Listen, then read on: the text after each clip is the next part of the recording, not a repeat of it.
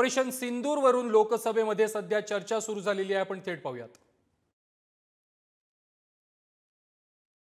और पराक्रम पर गर्व है।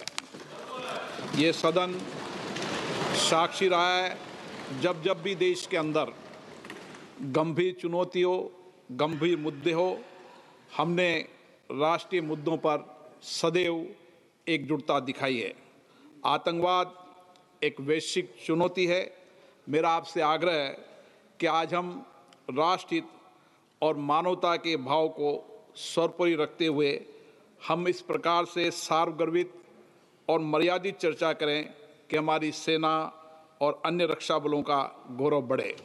भारत की संसद से दुनिया में आतंकवाद के विरुद्ध सामूहिक संघर्ष का एक मजबूत संदेश संसद से जाए। माननीय रक्षा मंत्री राजनाथ सिंह जी।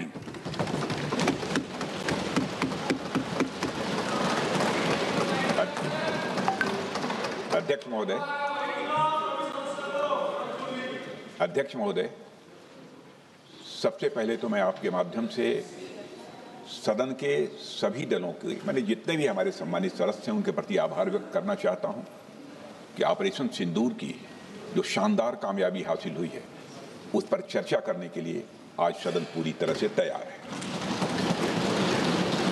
अध्यक्ष महोदय, सबसे पहले मैं इस सदन के माध्यम से मैं देश के उन वीर सपूतों को, उन बहादुर सैनिकों को नमन करता हूं जिन्होंने की राष्ट्र की सीमाओं की रक्षा के लिए जब भी आवश्यकता पड़ी है अपना बलिदान देने में वह पीछे नहीं रहे हैं। आज भी वह तैयार हैं और आज भी वह तत्पर हैं। साथ ही मैं उन सैनिकों की स्मृति को भी अध्यक्ष महोदय नमन करता हूं जिन्होंने की भारत की एकता और अखंडता सुनिश्चित करने के लिए अपना सर्वस्व बलिदान कर दिया। मैं पूरे देश की तरफ से सेनाओं के सभी जवानों के प्रति कृतज्ञता व्यक्त करता हूं। अध्यक्ष महोदय, आज मैं आपकी अनुमति से ऑपरेशन सिंदूर से जुड़े कुछ महत्वपूर्ण तथ्यों और विषयों को सदन के समक्ष रखने के लिए यहां खड़ा हूं। अध्यक्ष महोदय, 6 और 7 मई 2025 को भारतीय सेनाओं ने ऑपरेशन सिंदूर के नाम से एक ऐतिहासिक सैन्य कार्रवाई को अंजाम दिया। यह केवल एक सैन्य कार्रवाई नहीं थी, बल्कि यह भारत की संप्रभुता, उसकी अस्मिता, देश के नागरिकों के प्रति हमारी जिम्मेदारी और आतंकवाद के खिलाफ हमारी नीति का एक इफेक्टिव और डिसाइसिव डिमॉन्स्ट्रेशन था। अध्यक्ष महोदय, जैसा इस सदन को जानकारी है, 22 अप्रैल 2025 को जम्मू कश्मीर के पहलगाम क्षेत्र में एक अमानवीय और कायराना आतंकी हमला हुआ। इस हमले में हमारे 25 निर्दोष नागरिकों सहित एक नेपाली नागरिक की भी जान गई थी। उन निर्दोष लोगों की जान उनका धर्म पूछ कर लिया गया। यह अपने आप में अमानवीयता का सबसे कुत्सित और सबसे घृणित उदाहरण था। यह घटना भारत की सहन शक्ति की सीमा की भी मैं मानता हूं परीक्षा थी। अध्यक्ष महोदय, इस हमले के तुरंत बाद हमारे प्रधानमंत्री श्री नरेंद्र मोदी जी ने तीनों सेनाओं के प्रमुखों की एक उच्च स्तरीय बैठक की और उन्हें छूट दी गई कि वे अपने विवेक, स्ट्रेटेजिक अंडरस्टैंडिंग और रीजनल सिक्योरिटी सिचुएशन को ध्यान में रखते हुए वह निर्णायक कार्रवाई करें। इसके बाद हमारे सैन्य नेतृत्व ने न केवल अपनी मैच्योरिटी दिखाई, बल्कि उस स्ट्रेटेजिक विजडम का भी परिचय दिया जिसकी उम्मीद भारत जैसी एक रिस्पॉन्सिबल पावर से की जाती है। अध्यक्ष महोदय, ऑपरेशन सिंदूर को अंजाम देने से पहले हमारी सेनाओं ने हर पहलू का बहुत ही गहराई के साथ अध्ययन किया। हमारे पास कई विकल्प थे, लेकिन हमने उस विकल्प को चुना जिसमें आतंकवादियों और उनके ठिकानों को अधिकतम नुकसान पहुंचे और जिसमें पाकिस्तान के आम नागरिक को कोई क्षति न होने पाए, इस बात की भी हम लोगों ने चिंता की। अध्यक्ष महोदय, हमारी सेनाओं द्वारा की गई वेल कोऑर्डिनेटेड स्ट्राइक्स ने 9 टेररिस्ट इंफ्रास्ट्रक्चर टारगेट्स को प्रिसीजन के साथ, सटीकता के साथ हिट किया। और इस सैन्य कार्रवाई में एक अनुमान के अनुसार 100 से अधिक आतंकवादी, मैं बहुत संभल कर बोल रहा हूं अध्यक्ष महोदय, हमारी फिगर गलत ना होने पाए, फिगर इससे बहुत अधिक है, 100 से अधिक आतंकवादी, उनके ट्रेनर, उनके प्रशिक्षक, उनके हैंडलर लश्कर-ए-तोयबा और हिजबुल मुजाहिदीन जैसे आतंकवादी संगठनों से संबंधित थे। ये वही आतंकी संगठन हैं जिन्होंने पाकिस्तान की सेना और ISI का, जिन्हें खुला समर्थन प्राप्त है अध्यक्ष महोदय। अध्यक्ष महोदय, 7 मई 2025 को रात्रि 1:05 भारतीय सशस्त्र बलों ने ऑपरेशन सिंदूर प्रारंभ किया, जिसमें पाकिस्तान और पाक ऑक्युपाइड कश्मीर में भारत के खिलाफ आतंकी गतिविधियों से जुड़े 9 स्थानों को निशाना बनाया गया। इसमें POK के मुजफ्फराबाद में सवाई नाला और सैयदना बिलाल कैंप, कोटली में मस्जिद अब्बास व मसबर रहील शाहिद कैंप, कोटली में गुलपुर कैंप, भिम्बर में बरनाला कैंप, कोटली में अब्बास कैंप और पाकिस्तान के पंजाब प्रांत में बहावलपुर, मुहिदके और सरजाल और मेहमुना जोया शामिल थे। इनमें से 7 आतंकी शिविरों को भारतीय सेना ने पूरी तरह से नष्ट कर दिया, जबकि भारतीय वायुसेना ने मुरीदके और बहावलपुर को नेस्त नाबूद किया, जो लश्कर-ए-तोयबा और जैशे मोहम्मद के केंद्र हैं। पूरा ऑपरेशन मात्र, अध्यक्ष महोदय, जानकर पूरे सदन को प्रसन्नता होगी कि विदिन 22 मिनट्स पूरा ऑपरेशन समाप्त हो गया और हमने आतंकवादियों को उनके घर में घुसकर मारा। सशस्त्र बलों ने हमारी माताओं और बहनों के सिंदूर का बदला लिया और प्रत्येक भारतीय इस भावना से ओत-प्रोत हो गया। अध्यक्ष महोदय, मैं चाहूंगा कि पूरा सदन एक बार हमारे सेना के बहादुर जवानों के शौर्य और पराक्रम का। अध्यक्ष महोदय, यह सिंदूर की लाली शौर्य की कहानी है। यह सिंदूर की लाली शौर्य की कहानी है, भारत के मस्तक पर वीरता की निशानी है। अध्यक्ष महोदय, सेनाओं ने अंधेरी रात होने के बावजूद हमले की सफलता के स्पष्ट एविडेंस भी जुटाए हैं, साक्ष्य है हमारे पास। अध्यक्ष महोदय, हमले के कुछ ही घंटों के भीतर एक प्रेस रिलीज और मीडिया ब्रीफिंग के माध्यम से इन्हें जनता की जानकारी के लिए जारी कर दिया गया था। मुझे यह पुष्टि करते हुए गौरव की अनुभूति हो रही है कि सशस्त्र बल अपने सभी मिशन ऑब्जेक्टिव्स को पूरा करने में पूरी तरह से सक्षम रहे और साथ ही कामयाब रहे। अध्यक्ष महोदय, 7 मई 2025 को हमले माने 1:35 के तुरंत बाद भारतीय DGMO ने हॉटलाइन संदेश के माध्यम से पाकिस्तान के DGMO यानी डायरेक्टर जनरल मिलिट्री ऑपरेशन से संपर्क किया और टेरर इंफ्रास्ट्रक्चर के खिलाफ हमारे हमले के रेशनल और मेथोडोलॉजी के बारे में पूरी जानकारी दी और यह तथ्य भी बताया ये हमले एस्केलेटरी नेचर वाले नहीं थे, माने इसको हम आगे नहीं बढ़ाना चाहते। जिन मुहि मारा तीन मुहि मारे। अध्यक्ष महोदय, जिस प्रकार प्रभु हनुमान ने लंका में अपनी रणनीति बनाई थी, उसी प्रकार हमने भी उन्हीं को निशाना बनाया जिन्होंने हमें नुकसान पहुंचाया था। हालांकि पाकिस्तान ने इस रेशनल को समझने से इनकार कर दिया और अगले कुछ दिनों तक सिविलियन और सैन्य ठिकानों पर गोलीबारी करके बड़े पैमाने पर सीज फायर वायलेशन करके स्थिति को एस्केलेट करने की उसने कोशिश की। अध्यक्ष महोदय, 7-8 मई 2025 की रात को क्लियरली आइडेंटिफाइड आतंकवाद संबंधी ठिकानों पर हमारे सफल ऑपरेशन के बाद, सफल हमले के बाद पाकिस्तान ने स्थिति को एस्केलेट कर दिया और अनमैन्ड एरियल सिस्टम और अन्य साधनों का उपयोग करके भारतीय वायुसेना के बेसेस, भारतीय वायुसेना के सेंसर्स और सेना के फॉर्मेशन हेडक्वार्टर्स से लेकर ब्रिगेडों तक पर भी उसने हमला कर दिया। हालांकि हमारी इंटीग्रेटेड एयर डिफेंस ग्रिड और काउंटर यूएस ग्रिड ने इन हमलों को सफलतापूर्वक विफल कर दिया। अध्यक्ष महोदय, यस 400 यमारसैन आकाश मिसाइल सिस्टम और एयर डिफेंस गन्स बहुत प्रभावी साबित हुई हैं। अध्यक्ष महोदय, इस एस्केलेशन पर हमारा जवाबी हमला स्विफ्ट, प्रोपोर्शनेट और नबातुला था। अध्यक्ष महोदय, जिसमें 8 मई 2025 को केवल चुनिंदा पाकिस्तानी एयर डिफेंस सिस्टम और सेंसर नेटवर्क को प्रिसीजन गाइडेड मिशन द्वारा म्यूनिशंस द्वारा जो है टारगेट किया गया। अध्यक्ष महोदय, हमारी कार्रवाई पूरी तरह से सेल्फ डिफेंस में थी, न तो वह प्रोवोकेटिव थी और न तो एक्सपेंशनिस्ट थी। पाक द्वारा ये हमले 7 मई 25 से लगातार चले और 10 मई 2025 को रात लगभग 1:30 पर पाकिस्तान ने बड़े पैमाने पर भारत के ऊपर मिसाइल, ड्रोन, रॉकेट और अन्य लॉन्ग रेंज वेपन्स का इस्तेमाल किया।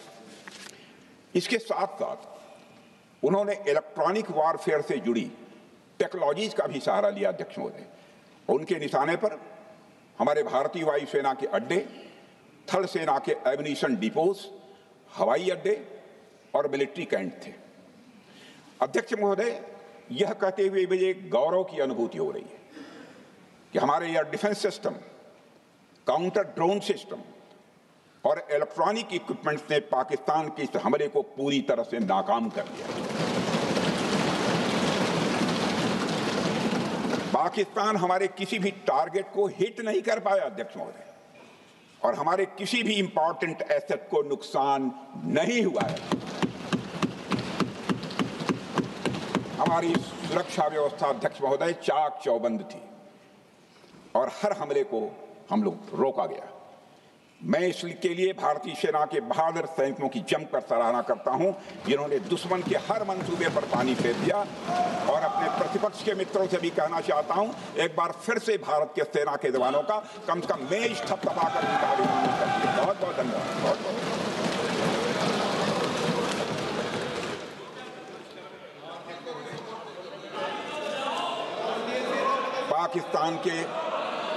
पाकिस्तान के इस हमले के जवाब में हमारी कार्रवाई साहसिक थी, ठोस थी और प्रभावी थी।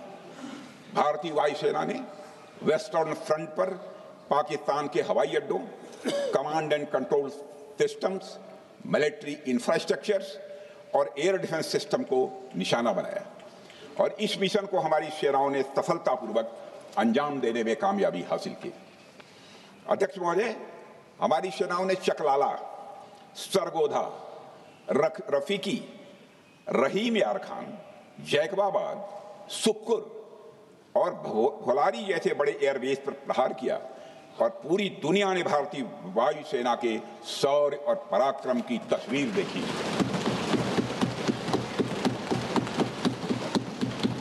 अध्यक्ष महोदय, ऑपरेशन सिंदूर ट्राई सर्विसेज कोऑर्डिनेशन का एक बेमिसाल उदाहरण था। जब भारतीय वायुसेना ने आसमान से हमले किए, हमारी थल सेना ने जमीन पर मोर्चा संभाल लिया। हमारे जवान नियंत्रण रेखा पर पूरी ताकत से डटे रहे और पाकिस्तान की हर हरकत का करारा जवाब दिया। अध्यक्ष महोदय, भारतीय नौसेना ने भी, लोग पूछते हैं भारतीय नौसेना का क्या रोल था, भारतीय नौसेना ने भी उत्तरी अरब सागर में अपनी तैनाती मजबूत कर दी।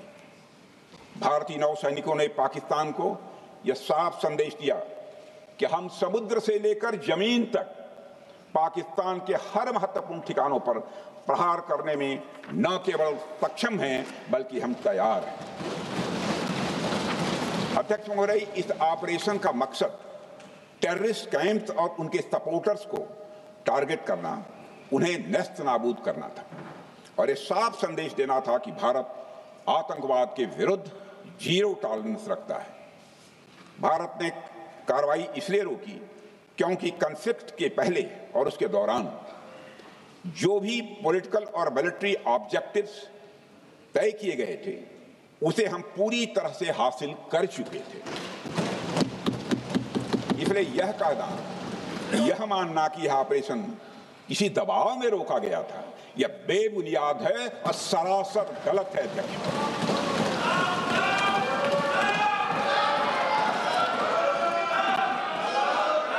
मैं सदन को फिर से आश्वस्त करना चाहता हूं, अपने राजनीतिक जीवन में अध्यक्ष महोदय, मैं आपके माध्यम से सदन को आश्वस्त करना चाहता हूं, अपने राजनीतिक जीवन में जानबूझकर कभी भी असत्य न बोलूं, इसकी भरपूर कोशिश की है मैंने, चाहे सदन हो अथवा सदन के बाहर। अध्यक्ष महोदय, मैं आपके माध्यम से सदन को यह भी अवगत कराना चाहता हूं,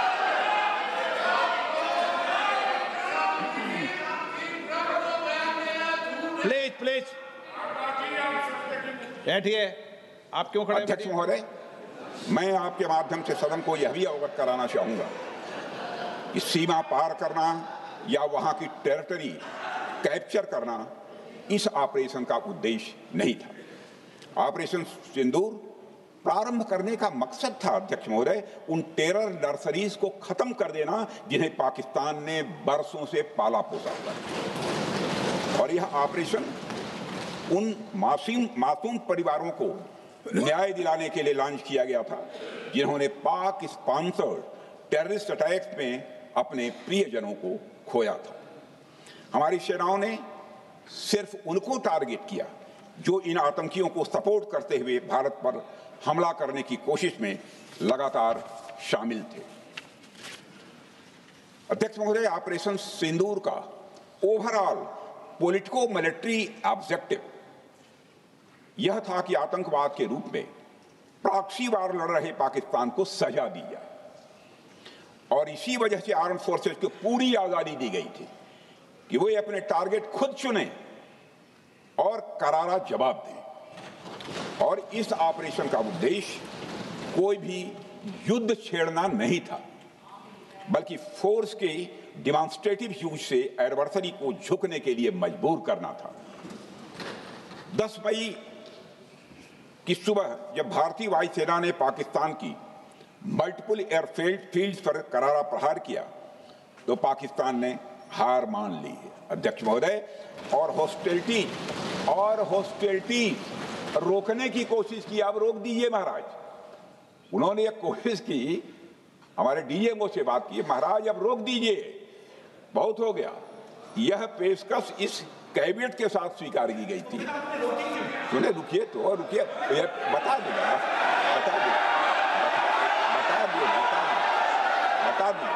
अब बैठ तो आपको मौका मिलेगा। यह क्यों रुका, इसका पहले ही मैं पूरी तरह से वर्णन कर चुका है अध्यक्ष महोदय। मैं नेता प्रतिपक्ष को बहुत सम्मान के साथ कहना चाहता हूं कि कृपया एक बार मेरा पूरा भाषण पूछ लें। आपको प्रश्न पूछने की पूरी आजादी है, आप पूछ सकते हैं, मैं उसका उत्तर दूंगा। अध्यक्ष महोदय, 10 मई की सुबह जब भारतीय वायुसेना ने पाकिस्तान की मल्टीपल एयरफील्ड्स पर करारा प्रहार किया तो पाकिस्तान ने हार मान ली और हॉस्टिलिटी रोकने की उन्होंने पेशकश की। यह पेशकश इस कैबिनेट के साथ स्वीकार की गई हम लोगों के द्वारा कि यह ऑपरेशन केवल पाज किया गया है, स्थगित किया गया है। यह ऑपरेशन समाप्त नहीं हुआ है अध्यक्ष महोदय। अगर पाकिस्तान की ओर से भविष्य में कोई भी मिस एडवेंचर हुआ तो यह ऑपरेशन अध्यक्ष महोदय, मैं सदन को आश्वस्त करना चाहता हूं, दोबारा प्रारंभ हो।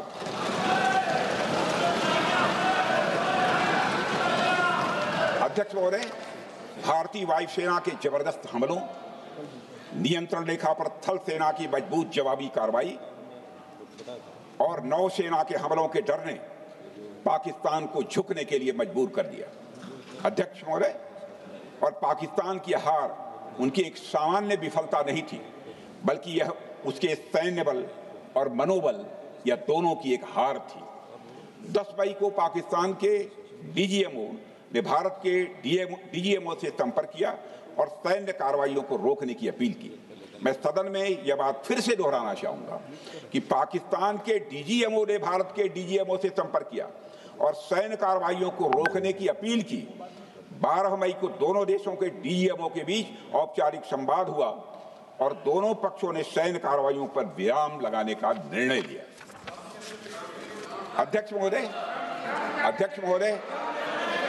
हमारे सैनिकों का जो मनोबल, मातृभूमि की रक्षा करने का जो उनका समर्पण है, ऑपरेशन सिंदूर के दौरान उसका दर्शन 140 करोड़ से अधिक भारतवासियों ने देखा। मुझे खुद भी और प्रधानमंत्री जी को सीमावर्ती क्षेत्रों में जाकर हमारे जवानों से मुलाकात का अवसर मिला है। अध्यक्ष महोदय, श्रीनगर के मिलिट्री बेस पर, भुज के एयरबेस पर, उधमपुर के कमांड सेंटर पर, हर जगह प्रत्यक्ष मैंने अपनी आंखों से देखा कि हमारे सैनिकों का मनोबल अपनी पूरी बुलंदी पर था।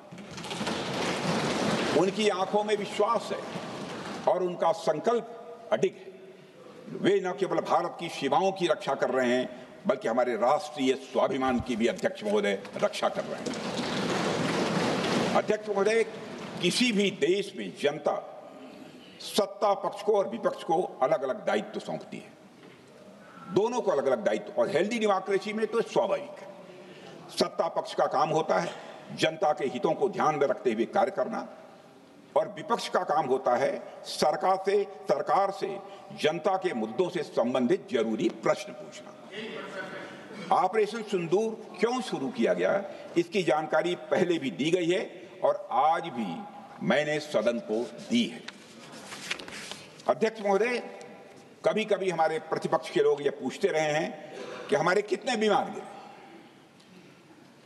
मुझे लगता है उनका यह प्रश्न हमारी राष्ट्रीय जनभावनाओं का सही से प्रतिनिधित्व नहीं कर रहा है। मुझे लगता है उन्होंने एक बार भी हमसे यह नहीं पूछा कि हमारी सेनाओं ने दुश्मन के कितने विमान मार गिराए।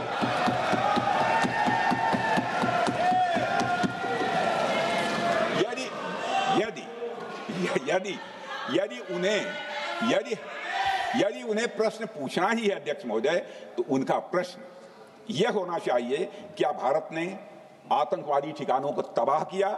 तो उसका उत्तर है हाँ।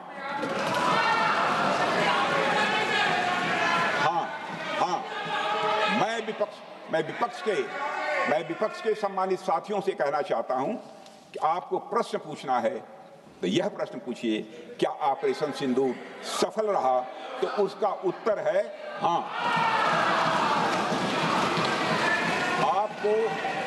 आपको प्रश्न पूछना है तो यह प्रश्न पूछिए कि जिन आतंकियों ने हमारी बहनों, हमारी बेटियों का सिंदूर मिटाया, क्या हमारी सेनाओं ने ऑपरेशन सिंदूर में उन आतंकियों के आकाओं को मिटाया? तो इसका उत्तर है हाँ। और आपको प्रश्न पूछना है तो यह पूछिए कि इस ऑपरेशन में क्या हमारे जाबाज सैनिकों को कोई क्षति हुई है? तो उसका उत्तर है नहीं। अध्यक्ष महोदय, लक्ष्य जब बड़े हो तो अपेक्षाकृत छोटे मुद्दों पर हमारा ध्यान नहीं जाना चाहिए। लक्ष्य बड़े हों तो छोटे मुद्दों पर, अपेक्षाकृत जो छोटे मुद्दे होते हैं कंपैरेटिवली, उन पर ध्यान नहीं जाना चाहिए, क्योंकि छोटे मुद्दों पर ही ध्यान देते रहने से देश की सुरक्षा और सैनिकों के सम्मान और उत्साह जैसे बड़े मुद्दों से ध्यान हट सकता है, जैसा कि विपक्ष के हमारे कुछ साथियों के साथ हो रहा है। अब चूंकि विपक्ष के मित्र ऑपरेशन सिंदूर को लेकर उचित प्रश्न नहीं पूछ पा रहे हैं, तो उन्हें मैं क्या बताऊं अध्यक्ष महोदय। मैं लगभग 4 डिकेड से अधिक समय से राजनीति में, सत्ता पक्ष हो या विपक्ष हो, अपनी पार्टी हो या दूसरी पार्टी हो, कभी भी किसी के साथ दलगत राजनीति को मैंने शत्रुतापूर्ण तरीके से जिंदगी में नहीं देखा है मैंने अध्यक्ष महोदय। इसलिए आज अगर विपक्ष प्रश्न पूछने में असफल है, मैं विपक्ष को उनके इस काम में थोड़ी सी मदद करना चाहता हूं। अध्यक्ष महोदय, विपक्ष के अपने सम्मानित साथियों से ये कहना चाहता हूं कि यदि आज हम लोग सत्ता पक्ष में हैं तो ऐसा नहीं है कि हम हमेशा सत्ता पक्ष में ही रहेंगे। ये आवश्यक नहीं है, किसी के लिए आवश्यक नहीं। एक लंबा समय हमने विपक्ष का काम किया है, एक लंबा समय हमने सरकारों से सवाल पूछने में लगाया है।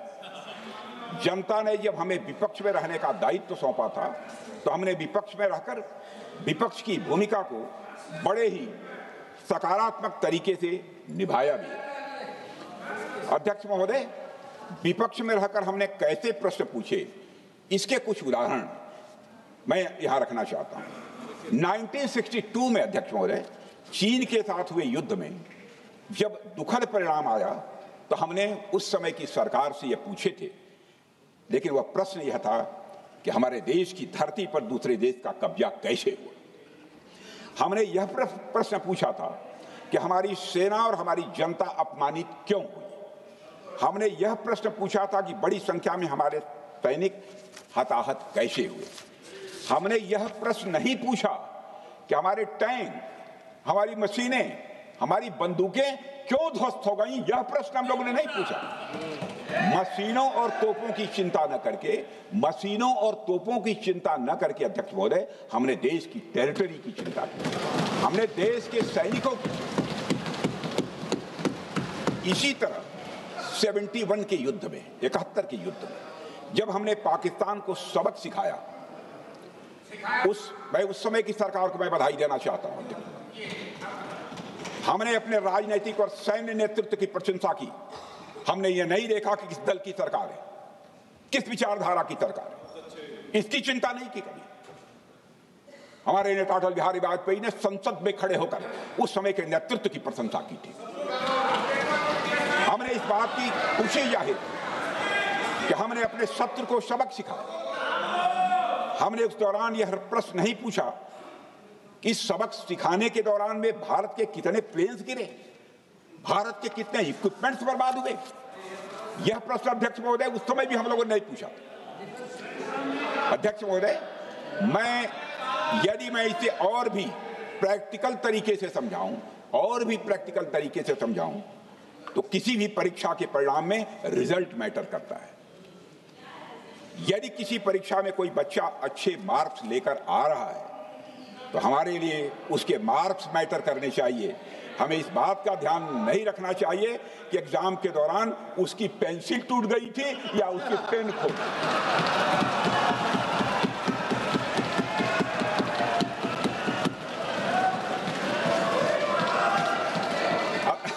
अध्यक्ष महोदय, अल्टीमेटली रिजल्ट मैटर करता है और रिजल्ट यह है, अध्यक्ष महोदय, अल्टीमेटली रिजल्ट मैटर करता है और रिजल्ट यह है अध्यक्ष महोदय कि ऑपरेशन सिंदूर के दौरान हमारी सेनाओं ने जो लक्ष्य निर्धारित किया था, उन लक्ष्यों को पूर्ण रूप से प्राप्त करने में हमने कामयाबी हासिल की। अध्यक्ष महोदय, भारत हमेशा से पाकिस्तान सहित अपने पड़ोसी देशों से मित्रता और सौहार्द सहयोगपूर्ण संबंध का सदैव इच्छुक रहा है। इसके लिए भारत की सभी सरकारों ने ईमानदारी से प्रयास भी किए हैं। वह चाहे आदरणीय लाल बहादुर शास्त्री जी हों या अटल बिहारी वाजपेयी जी हों या हमारे स्वर्गीय मनमोहन सिंह जी हों या प्रधानमंत्री श्री नरेंद्र मोदी जी, सभी ने हमेशा चाहा है कि इस इलाके में शांति और समृद्धि बनी रहे। सभी ने यह चाहा।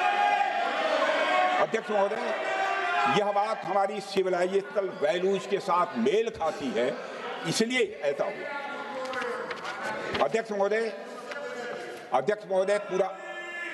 पूरा विश्व जानता है कि पूर्व प्रधानमंत्री से अटल बिहारी वाजपेयी जी ने शांति का संदेश लेकर 1999 में लाहौर बस यात्रा की थी। वह सिर्फ एक यात्रा नहीं थी, वह यात्रा भारत की संस्कृति और शांति की प्रतीक थी। यह हमारे भारत की प्रकृति थी। लाहौर पहुंचकर से अटल बिहारी वाजपेयी जी ने मीनारे पाकिस्तान पर विजिटर्स रूप में जो लिखा था, जिसका जिक्र लोग आज भी करते हैं, और उन्होंने लिखा था, उसकी मैं चर्चा करता हूं। उन्होंने लिखा था कि मीनारे पाकिस्तान से मैं पाकिस्तान की जनता को यह विश्वास दिलाना चाहता हूं कि भारत अस्थायी शांति और मित्रता का आकांक्षी है। मैंने पहले भी कहा है और फिर भी कहता हूं, एक स्थिर और समृद्ध पाकिस्तान भारत के हित में है, इसमें कोई संदेह नहीं होना चाहिए। अध्यक्ष महोदय, यह हमारी सोच थी, यह हमारी शांति की पहल थी। यह पहल हमारी हजारों साल पुरानी सांस्कृतिक चेतना, हमारी नैतिक शक्ति और हमारी सभ्यता के उन मूल्यों से निकली थी जो शांति को शक्ति मानती है। अध्यक्ष महोदय, लेकिन हमारे शांति के प्रयास को हमारी नाइविटी, उदारता या सरलता समझ लिया गया। जब हम शांति के लिए कदम बढ़ा रहे थे, उसी वक्त पाकिस्तान कारगिल में घुसपैठ की साजिश रच रहा था।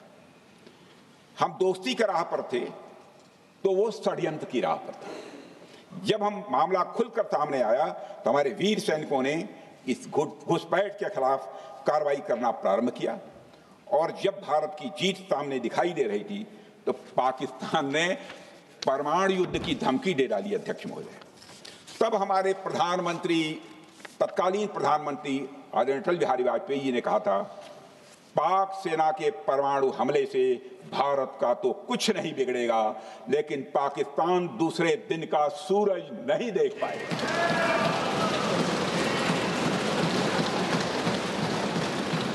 यानी अटल जी जो शांति का पैगाम लेकर गए, वही अटल जी शक्ति का भी परिचय देने में तनिक भी नहीं हिचके। यही है भारत। अध्यक्ष महोदय, यह सामर्थ्य का उद्घोष था, यह एक स्पष्ट संदेश था कि भारत शांति चाहता है, लेकिन अगर कोई हमारी संप्रभुता को चुनौती देगा तो उसका जवाब भी उतनी ही दृढ़ता से दिया जाएगा।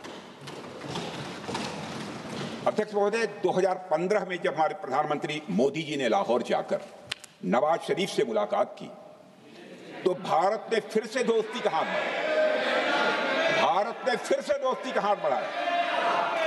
अध्यक्ष महोदय, हम वाकई में शांति की राह पर चलना चाहते थे, क्योंकि हमारी मूल प्रकृति बुद्ध की है, युद्ध की नहीं है। हमारी सरकार ने भी पाकिस्तान के साथ शांति स्थापित करने के अनेक प्रयत्न किए, लेकिन बाद में हमने 2016 में सर्जिकल स्ट्राइक से, 2019 में बालाकोट में एयर स्ट्राइक से और 2025 के ऑपरेशन सिंदूर से हमने शांति स्थापित करने का दूसरा रास्ता अपनाया है। अध्यक्ष महोदय, अब हमारे प्रधानमंत्री श्री नरेंद्र मोदी जी और हमारी सरकार का स्टैंड बिल्कुल क्लियर है कि टेररिज्म और टॉक्स ये दोनों साथ नहीं चल सकते,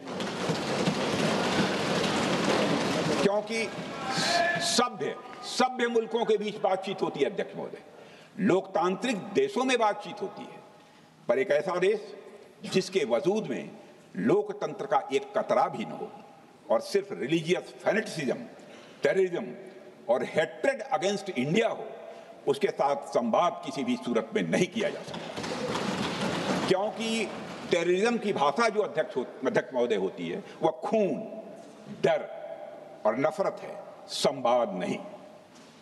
गोलियों की आवाज में संवाद की आवाज दब जाती है। जहां खून बहता है वहां बातचीत की गुंजाइश अध्यक्ष महोदय नहीं बचती। अध्यक्ष महोदय, पाकिस्तान की वर्तमान स्थिति अब जग जाहिर है। जिस देश ने आतंक को अपनी विदेश नीति का औजार बना लिया, वह अंततः अपने ही जाल में फंस जाता है।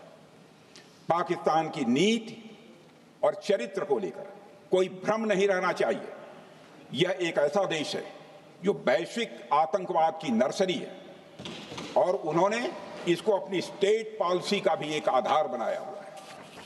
अध्यक्ष महोदय, ऑपरेशन सिंदूर के दौरान पूरी दुनिया ने देखा है कि पाकिस्तान में सरकार आतंकवादियों के लिए स्टेट फ्यूनरल का इंतजाम कर रही है, और सैन्य अधिकारी भी आतंकवादियों के जनाजे में भाग लेते हैं। यह वही देश है जो सीमा पर सैनिकों से लड़ने का साहस नहीं जुटा पाता, इसलिए निर्दोष नागरिकों, बच्चों और तीर्थयात्रियों को आतंकवाद का निशाना बनाता है। पाकिस्तान की सेना और आईएसआई आतंकवाद को एक प्रॉक्सी वार के रूप में अध्यक्ष महोदय इस्तेमाल करती हैं, और उसके सहारे वे भारत को डिस्टेबलाइज करने का सपना देखती है। अध्यक्ष महोदय, मैं लोकतंत्र के मंदिर में खड़े होकर यह बात कह रहा हूं कि भारत को 1000 कट्स देने का सपना पालने वालों को नींद से जग जाना चाहिए। यह मोदी जी के नेतृत्व वाला नया भारत है जो आतंकवाद के खिलाफ किसी हद तक जा सकता है।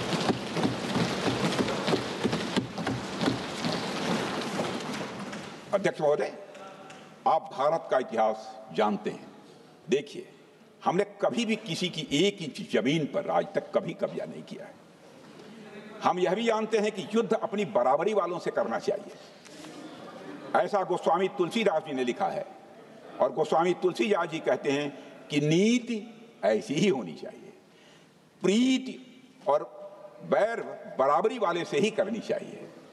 शेर यदि मेढकों को मारे तो उसका बहुत अच्छा संदेश नहीं आता है अध्यक्ष महोदय। और अध्यक्ष महोदय, हमारे देश की सेना शेर है।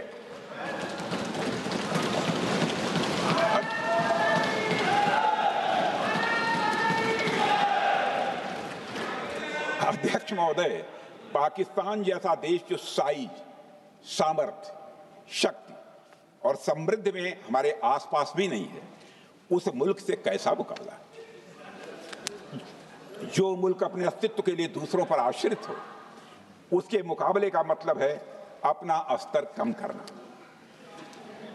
हमारी नीति है आतंकवाद के खिलाफ प्रभावी कार्रवाई करना। हमारा पाकिस्तान विरोध उनकी आतंकवाद की नीति के कारण है, इसलिए पाकिस्तान का हमारा विरोध है। अध्यक्ष महोदय, हम अगर शांति की आशा के लिए हाथ बढ़ाना जानते हैं तो अशांति फैलाने वाले हाथों को उखाड़ना भी जानते हैं। अध्यक्ष महोदय, अगर शांति के प्रयास करना हम जानते हैं तो दुष्टों को जो भाषा समझ में आए उसी भाषा में समझाना भी जानते हैं। सठे साक्ष्यम समाचरित, अर्थात दुष्ट के साथ दुष्टता का ही व्यवहार करना पड़ता है कभी कभी। अध्यक्ष महोदय, हमने भगवान कृष्ण से सीखा है कि शिशुपाल की 100 गलतियां माफ की जा सकती हैं, पर अंत में धर्म की रक्षा के लिए सुदर्शन चक्र उठाना ही पड़ता है। हमने पार्लियामेंट का अटैक सहा है अध्यक्ष महोदय, 2008 का मुंबई अटैक सहा है, झेला है, लेकिन अब हमने कह दिया है इनफ इज इनफ। अब हमने सुदर्शन चक्र उठा लिया है अध्यक्ष महोदय। अध्यक्ष महोदय, हमारी प्रवृत्ति भगवान राम और भगवान कृष्ण से प्रेरित है, जो हमें शौर्य भी सिखाती है और धैर्य भी सिखाती है। इस सीख का अध्यक्ष महोदय, इस सीख का हम प्रधानमंत्री नरेंद्र मोदी जी के नेतृत्व में हमारी विदेश और अपनी रक्षा नीति में सीधा प्रयोग कर रहे हैं। आज भारत पहले दोस्ती का हाथ बढ़ाता है, लेकिन अगर कोई देश धोखा दे तो उसकी कलाई भी मरोड़ना जानता है। अध्यक्ष महोदय, हमारी नीति स्पष्ट है कि हमने एक समय लाहौर बस यात्रा की भाषा में बात की थी, तो पाकिस्तान ने हमारी उस भाषा को नहीं समझा, तो अब हम उन्हें बालाकोट स्ट्राइक की भाषा में जवाब देंगे। अध्यक्ष महोदय, भारत के लिए शांति हमारी प्रायोरिटी है, हमारी प्राथमिकता है और हमारी शक्ति उसका आधार है। भारत के लिए शांति प्राथमिकता है और हमारी शक्ति उसका आधार है। यह शक्ति हमारे सामर्थ्य से पैदा हुई है अध्यक्ष महोदय, और यह सामर्थ्य पिछले 11 साल में कई गुना बढ़ गया है। मैं ये नहीं कहता हूं पहले नहीं था, पहले था, लेकिन अब कई गुना बढ़ गया है। आज भारत विश्व की 4थी सबसे बड़ी अर्थव्यवस्था है और अभी आई मॉर्गन स्टैनली के रिपोर्ट के मुताबिक 2028 तक विश्व की 3री सबसे बड़ी अर्थव्यवस्था बनने की ओर भारत चल रहा है। अध्यक्ष महोदय, आर्थिक उन्नति के साथ साथ भारत के रक्षा क्षेत्र में 2014 से उल्लेखनीय परिवर्तन, रिमार्केबल चेंज आया है। आज का भारत डिफेंस सेक्टर में आत्मनिर्भरता, सेल्फ रिलायंस और स्वदेशी उत्पादन की दिशा में तेजी से आगे बढ़ रहा है। अध्यक्ष महोदय, आज हम हर दृष्टि से समर्थ भी हैं और सक्षम भी हैं। अध्यक्ष महोदय, मैं सदन को यह भी जानकारी देना चाहता हूं उसके बाद जब प्रश्न पूछा गया हमारे सारे चीफ से, सीडीएस से, डिफेंस सेक्रेटरी से, क्या ऑपरेशन के लिए तैयार हैं, क्षण भर की देर नहीं लगाई, सबने बोला यस सर। अध्यक्ष महोदय, ऑपरेशन सिंदूर हमारे सामर्थ्य का ही प्रतीक था, जिसमें हमने दिखा दिया कि अगर कोई हमारे नागरिकों को मारेगा तो भारत चुप नहीं बैठेगा। भारत की आत्मरक्षा के लिए हमारा राजनीतिक तंत्र और नेतृत्व बिना किसी दबाव के काम करेगा। हमारी मिसाइल फिजिकल सीमाएं लांघेंगी अध्यक्ष महोदय, और हमारे वीर सैनिक दुश्मन की कमर तोड़ेंगे। अध्यक्ष महोदय, हम आतंकवाद को उसके हर रूप और स्वरूप में पूरी तरह समाप्त करने के लिए पूरी तरह से प्रतिबद्ध हैं। और इस संदर्भ में हमें एक महत्वपूर्ण बात समझनी होगी। Pakistan sponsored terrorism is not random madness, there is a method in this madness. यह एक सुनियोजित रणनीति है, यह एक फंडामेंटल रेज है। अध्यक्ष महोदय, प्रसिद्ध लेखक वीएस नायपाल ने सही कहा था, पाकिस्तान में होना एक ऐसी अल्टरनेट और कंट्रास्टिंग रियलिटी है, where war is peace, freedom is slavery, ignorance is strength. यानी यहां युद्ध ही शांति है, गुलामी ही स्वतंत्रता है, और जिहालत यानी अज्ञानता ही ताकत है। अध्यक्ष महोदय, इसलिए पाकिस्तान द्वारा प्रायोजित आतंकवाद कोई पागलपन नहीं है। पाकिस्तान द्वारा प्रायोजित आतंकवाद कोई पागलपन नहीं है, यह एक सोची समझी साजिश का हिस्सा है। यह एक ऐसी प्रक्रिया है जो आतंक को एक पॉलिटिकल टूल की तरह इस्तेमाल करती है। यह सिर्फ आतंकवाद नहीं, यह एक टूल किट है, एक ऐसा टूल किट जिसे पाकिस्तान की सेना और उसकी एजेंसियां एक नीति के तहत अपनाए हुए हैं। This tool kit is in opposition to civilized code of conduct that the rest of the world prefers to abide by। यानी यह टूल किट उस सिविलाइज्ड कोड ऑफ कंडक्ट के खिलाफ है जिसे दुनिया का हर जिम्मेदार देश मानता है। अध्यक्ष महोदय, यह एक कट्टरपंथी सोच की उपज है जिसमें सहिष्णुता के लिए कोई जगह नहीं। हमारा पाकिस्तान के साथ कोई सीमा का संघर्ष नहीं है अध्यक्ष महोदय, बल्कि यह सभ्यता बनाम बर्बरता का संघर्ष है। सभ्यता बनाम बर्बरता का संघर्ष। पाकिस्तान के हुक्मरान जानते हैं कि उनके सैनिक युद्ध के मैदान में भारत से नहीं जीत सकते, इसलिए वे आतंक को पालते हैं, पालते ही नहीं उन्हें प्रशिक्षण देते हैं, और फिर दुनिया के सामने खड़े होकर निर्दोष बनने की कोशिश करते हैं। अध्यक्ष महोदय, पाकिस्तान दोहरे मापदंड और झूठ की बुनियाद पर खड़ा हुआ एक ऐसा देश है जो अब फेल्ड स्टेट के तौर पर देखा जा रहा है।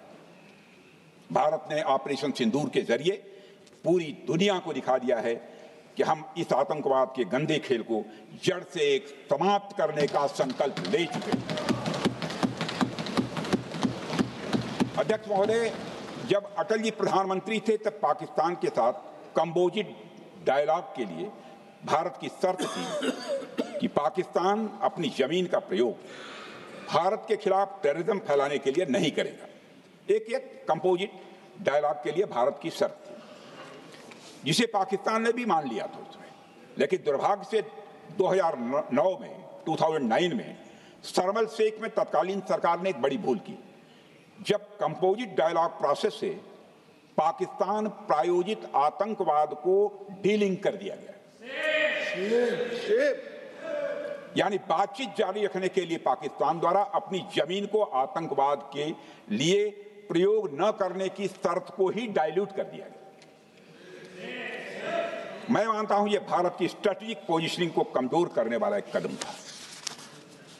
अध्यक्ष महोदय, ऐसी ही एक और गंभीर चूक तत्कालीन सरकार ने 2006 में हवाना में भी हुई थी, जब पाकिस्तान को आतंकवाद का विक्टिम माना गया और एक ज्वाइंट एंटी टेरर मैकेनिज्म बनाने पर सहमति भी हुई थी। 2006 की बात कर रहा हूं। अध्यक्ष महोदय, यह सोचने वाली बात है कि जो देश आतंक को पैदा करता है, उसे पालता है, उस देश को ही आतंक से पीड़ित मान लेना कितना बड़ा स्ट्रेटेजिक ब्लंडर है। अध्यक्ष महोदय, आतंकवाद के खिलाफ हमारी लड़ाई अब केवल सीमा पर नहीं है, बल्कि वैचारिक मोर्चों पर भी लड़ी जा रही है। इसी उद्देश्य से प्रधानमंत्री जी कई हाई लेवल डेलीगेशंस का गठन भी उन्होंने किया था, जिसमें हमारे लगभग अधिकांश दलों के सम्मानित सदस्य उसमें शामिल थे। उसमें विभिन्न राजनीतिक दलों के रिप्रेजेंटेटिव शामिल थे और सचमुच इस समिति ने वैश्विक मंचों पर जाकर भारत की बात बहुत ही प्रभावी तरीके से रखी और आतंकवाद के विरुद्ध वैश्विक समर्थन को उन्होंने मजबूत किया। अध्यक्ष महोदय, मैं उन सभी डेलीगेशन के सम्मानित सदस्यों के प्रति शीश झुकाकर आभार व्यक्त करना चाहता हूं, जिन्होंने भारत का आतंकवाद के खिलाफ स्टैंड तथा जीरो टॉलरेंस की पॉलिसी और ऑपरेशन सिंदूर के बारे में दुनिया के देशों को सही तरीके से अवगत कराया, प्रभावी तरीके से अवगत कराया। अध्यक्ष महोदय, ऑपरेशन सिंदूर को लेकर सर्वदलीय बैठक भी हुई। I am very happy to tell the House that during Operation Sindoor, all the political parties of the country kept aside all ideologies and differences and showed solidarity with the nation, with the soldiers and with the government. फिर इसके लिए आभार व्यक्त करता हूं। मुझे लगता है यही इस देश के लोकतंत्र की खूबसूरती है। अध्यक्ष महोदय, जैसा कि हमारे माननीय प्रधानमंत्री मोदी जी ने भी कहा है कि ऑपरेशन सिंदूर अभी रुका है, समाप्त नहीं हुआ है। यदि आवश्यकता पड़ी, यदि पाकिस्तान फिर किसी नापाक हरकत की कोशिश करता है, तो हम और भी कठोर और निर्णायक कार्रवाई करने के लिए तैयार हैं।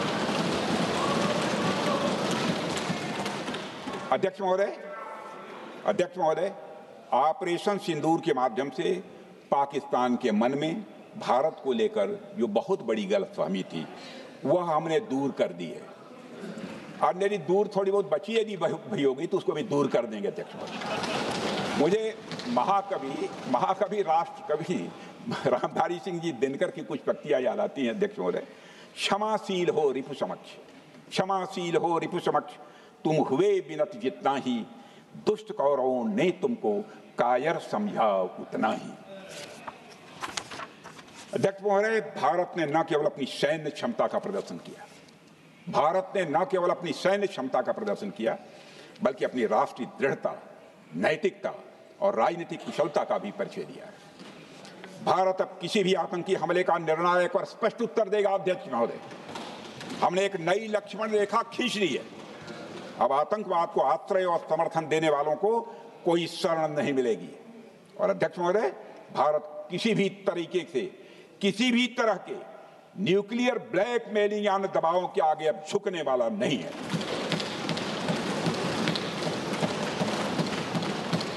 अध्यक्ष महोदय, ऑपरेशन सिंदूर के माध्यम से जो हमने किया और उससे पहले सर्जिकल स्ट्राइक और एयर स्ट्राइक के जरिए जो संदेश दिया गया, वह बहुत पहले ही हो जाना चाहिए, लेकिन जो होता है समय पर ही होता है। अध्यक्ष महोदय, हमारी सरकार ने आतंकवाद के खिलाफ हमारी जीरो टॉलरेंस की नीति को दुनिया के हर मंच पर पूरी तरह से स्पष्ट कर दिया है और हम उस पर कोई समझौता। तर पाकिस्तान बदला नाही, संरक्षण मंत्री राजनाथ सिंह यांनी पाकिस्तानला इशारा दिलेला आहे।